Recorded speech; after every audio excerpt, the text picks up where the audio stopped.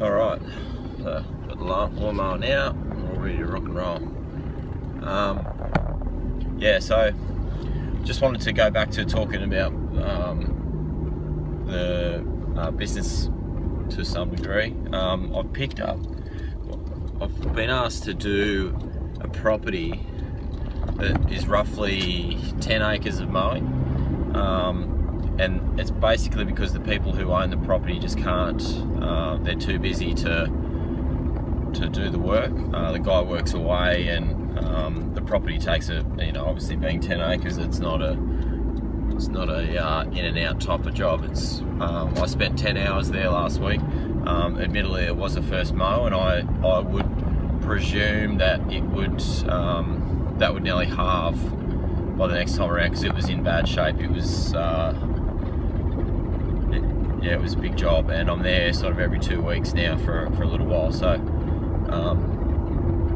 yeah, I'm interested to see what's going on there. Now, the big thing with that place is they have a Hustler X1, which with a 60-inch deck.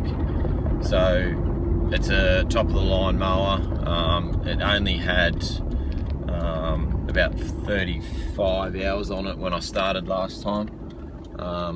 So it took me about 5 hours to mow it all up, just because it was so long. But I can't wait to mow it the next time with it,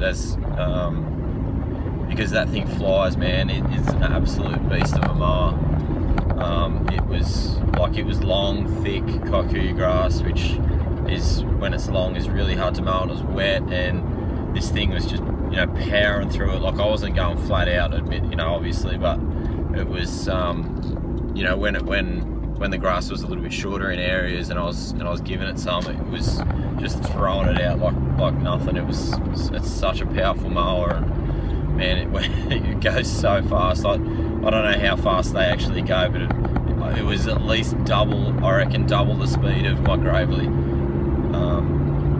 It was insane how fast that thing goes. Like, you never even got it to full thrust, if you want to call it that. Like, it was, yeah, unbelievable. I think, for anyone out there who's looking for a top of the line mower and does predominantly bigger properties, and like, if you can afford what they cost, I think they're over in Australia, they're about between 15 and 17 grand new. It's a no-brainer. They're an absolute beast of a machine. Such a good mower. I would definitely have one of those if I thought a 60-inch could work in my business. A 60-inch is just too big for what I do. I don't need, like, as I said, I can use it on their property, which is great, but I don't have another property where it really would. I've got a few bigger properties where a 60-inch would be nice, but the 48 gets the job done, just not fine anyway. So, but the cross between the big properties, I have a majority of smaller properties where the 48's fine, where I can get it in, and the 60-inch is just way overkill.